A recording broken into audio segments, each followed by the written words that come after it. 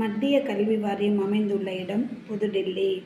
மத்திய கல்வி வாரியத்தின் மண்டல அலுவலகம் அவற்றுள் அமைந்துள்ள இடம் அஜ்மீர், சென்னை, அலகாபாத், கவுஹாத்தி, சண்டிகர். மூன்றும் சரியானவை. இந்தியாவிலும் வெளிநாடுகளிலும் இடைநிலை பள்ளிகளை நடத்தி வருவது மத்திய இடைநிலை கல்வி வாரியம். இந்திய பள்ளி சான்றிதழ் தேர்வு குழுமம் கீழ்கண்ட எந்த பள்ளியை நடத்தி வருகிறது? இந்திய இடைநிலை கல்வி சான்றிதழ் பள்ளிகள். ஐசிஎஸ்சி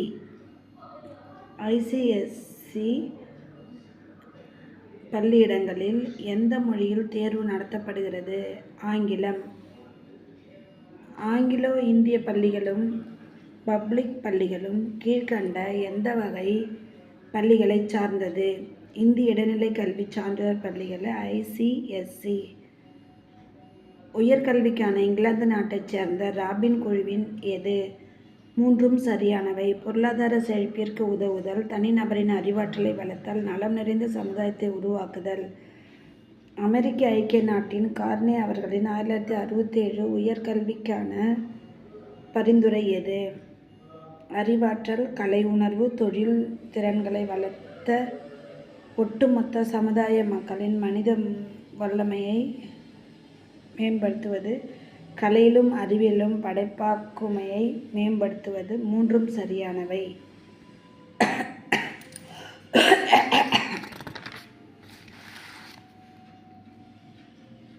முன்னாள் குடியரசுத் தலைவர் டாக்டர் ராதாகிருஷ்ணன் தலைமையேற்ற பல்கலைக்கழக கல்விக்குழுவில் 1948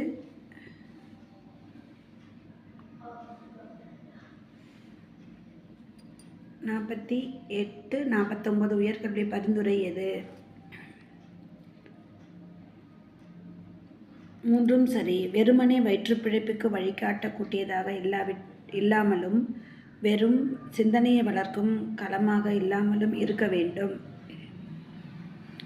துடிப்பான வாழ்வுக்கு வரவேற்று அளிக்கக்கூடியதாக இருக்க வேண்டும்.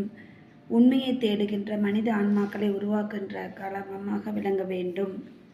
மூன்றும் சரி. டாக்டர் கோத்தாரி கல்வி தலைமையிலான இந்திய கல்விக்குழுவின் 1964-66 உயர்கல்வி பரிந்துரை எது? மூன்றும் சரியானவை. உண்மையை தேடுதல், சமூக அக்கறை உள்ள இளைஞர்களின் நிறையாளுமையை வளர்த்தல், சமூக நீதியையும் சமத்துவத்தையும் வளர்த்தல், வாழ்வாங்கு வாழ்கின்ற வாழ்க்கையை முறைக்குரிய மனப்பான்மையை வளர்த்தல். இம்மூன்றும். 1986ஆம் ஆண்டு புதிய கல்விக் கொள்கையில் உயர்கல்வியின் நோக்கம் அறிவை உருவாக்குதல், பரப்புதல், பயன்படுத்துதல், பெருக்குதல் ஆகிய நான்கின் துணையால் நாட்டின் வளர்ச்சிக்கு வழிகாட்டுதல், தேசிய ஒருமைப்பாடு, உலக மனப்பான்மை, சமூக பொறுப்புணர்வு வளர்த்தல், அறிவியல் திண்மை, புதுமையான ஆக்கத்திறன் மிக்க சிந்தனையை உருவாக்குதல். சுவாமி விவேகானந்தர் மனிதரை உருவாக்கும் கல்வி. Man maths education. ராமகிருஷ்ணரின் உன்னதமான புகழ்மிக்க மாணவர் சுவாமி விவேகானந்தர். மனிதனுக்குள் ஏற்கனவே புதைந்து கிடக்கும் ஆற்றல்களை வெளிப்படுத்தும் செயலே கல்வி என்றவர் சுவாமி விவேகானந்தர்.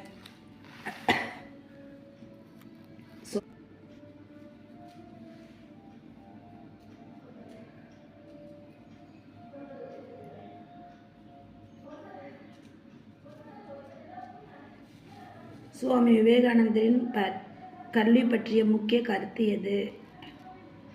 புதைந்து கிடக்கும் ஆற்றலை வெளிப்படுத்துதல், வாழ்வை உயர்த்தும் கருத்துக்களை கற்றல், இயல்பான வளர்ச்சியை தூண்டுதல். மூன்றும் சரியானவை.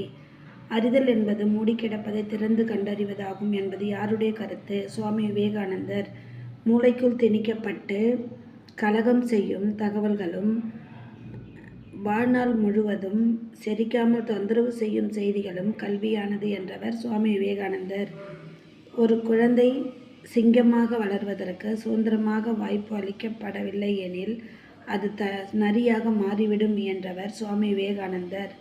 சுவாமி விவேகானந்தரின் கருத்துப்படி கல்விக்குரிய உன்னதமான நோக்கங்கள் எவை? மூன்றும் சரியானவை. மனிதனை உருவாக்குதல், நடத்தைக்கான கல்வி, ஆளுமைக்கான கல்வி மற்றும் நம்பிக்கை.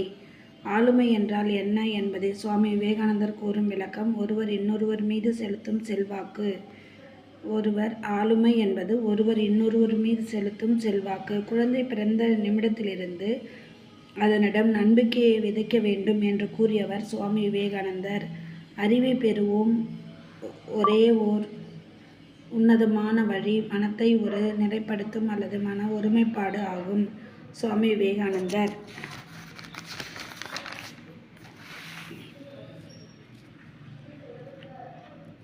மன ஒருமைப்பாடு கூடுதலாக உள்ளவரிடம் அறிவும் கூடுதலாக இருக்கும் என கூறியவர் சுவாமி விவேகானந்தர். கல்வி கற்பதற்கு அடிப்படையாக விளங்குவது எது என்று விவேகானந்தர் கூறுகிறார். மன ஒருமைப்பாடு. நான் மீண்டும் கல்வி கற்பதற்கு அடிப்படையாக விளங்குவது மன ஒருமைப்பாடு. நான் மீண்டும் ஒருமுறை கல்வி கற்க வேண்டிய சூழல் வந்தால் அது தகவல்களை செய்திகளையும் கற்க மாட்டேன் என்று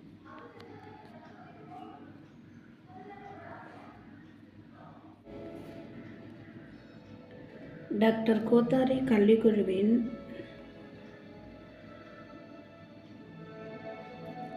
டாக்டர் கோத்தாரி தலைமையிலான இந்திய கல்விக்குழுவின் 1964-66 உயர்கல்வி பரிந்துரை எது? மூன்றும் சரியானவை.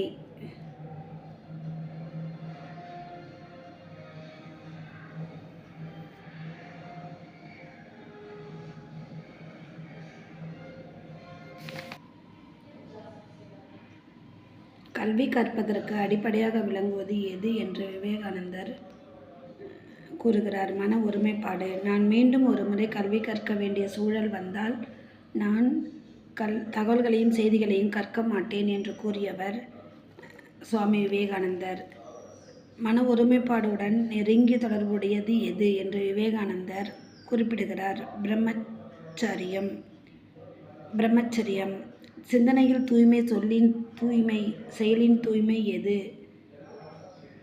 பிரம்மச்சரியம். ஒருவரிடம் பிரம்மச்சரியம் இருந்தால் எதையும் மிக எளிதில் குறைவான நேரத்தில் சற்று தெளிய முடியும் என்பது யாருடைய கருத்து? சுவாமி விவேகானந்தர். ஆசிரியர் என்பவர் தியாகி, கற்பித்தலின் உன்னத எடுத்துக்காட்டு, அவருடைய நடத்தை சுடர்விடும் வெளிச்சம் என்று கூறியவர் சுவாமி விவேகானந்தர். மாணவரின் பண்புகளாக இருக்க வேண்டியவை எவை என்று விவேகானந்தர் குறிப்பிடுகிறார். மூன்றும் சரியானவை. தூய்மை, அறிவை தேடுவது,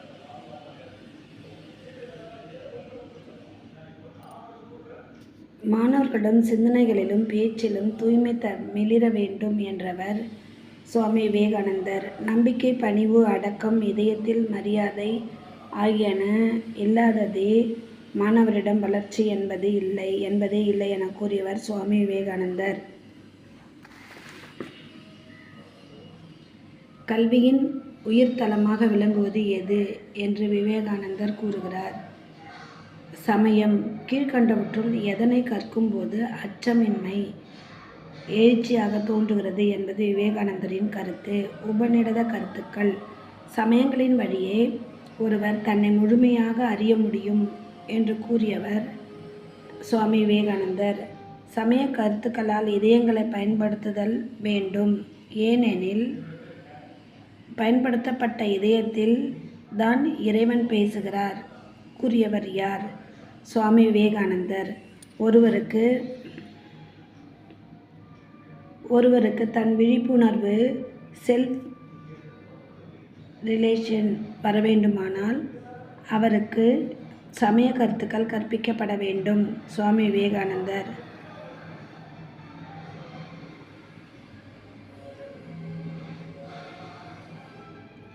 பெண்களுக்காக அனைத்து பிரச்சனைகளையும் தீர்க்க வல்ல ஒரே மந்திர சொல் எது என்று விவேகானந்தர் குறிப்பிடுகிறார். அச்சமின்மை.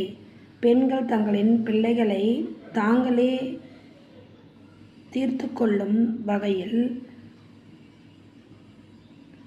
தங்களின் பிரச்சனைகளை தாங்களே தீர்த்து கொள்ளும் வகையில் அவர்களுக்கு கல்வி வழங்கப்படுதல் வேண்டும் என்றவர் சுவாமி விவேகானந்தர்.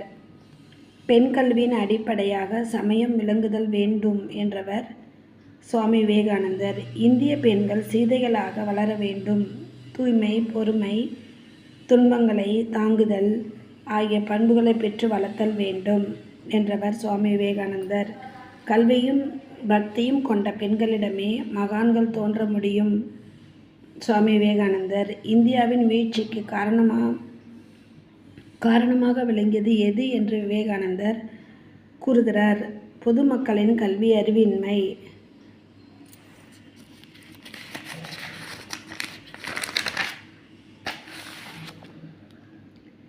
இந்தியாவின் வளர்ச்சிக்கு ஒரே வழி பெருந்திரளான பாமர மக்களின் கல்வியை பரப்புவதே ஆகும் என்று கூறியவர் சுவாமி விவேகானந்தர். மக்களின் கல்வியில் சுவாமி விவேகானந்தர் வலியுறுத்தும் கருத்துக்கள் எவை? தாய்மொழியிலே கல்வி வழங்கப்பட வேண்டும். தாய்மொழியிலே கல்வி வழங்கப்படுதல் வேண்டும். இந்திய கிராமங்களில் வாழ்கின்றது, எனவே கற்பதில் அவசியத்தை அவர்களுக்கு ஊட்டுதல் வேண்டும். கல்வி ஒவ்வொருவரின் வீட்டிலும் சென்றடைய வேண்டும். காந்தியடிகள். ஆதார கல்வி. காந்திஜி பேசிக் எஜுகேஷன். இந்திய நாட்டிற்கும் சற்றும் பொருந்தாத மெக்காலே கல்வி திட்டத்தை ஒதுக்கி தள்ளியவர் காந்தியடிகள். காந்திஜி வழங்கிய கல்வி எது? ஆதார கல்வி. 1937 காங்கிரஸ் அமைச்சரவை ஆண்ட மாநிலங்களிலெல்லாம் நடைமுறைப்படுத்தப்பட்ட கல்வி முறை ஆதார கல்வி. ஒவ்வொருவரின் ஆளுமையையும் அறிவு, உடல், ஆன்மா ஆகியவற்றை தற்சார்பு அளிக்கக்கூடிய கல்வி வழியே வளர்ப்பது ஆதார கல்வி. ஒரு தொழில் சற்று கற்றுக்கொள்வதின் வழியே ஒவ்வொருவரும் தற்சார்பு செல்ஃப் ரிலையன்ஸ் அடைதல் வேண்டும் என்பது எக்கல்வியின் நோக்கம். ஆதார கல்வி.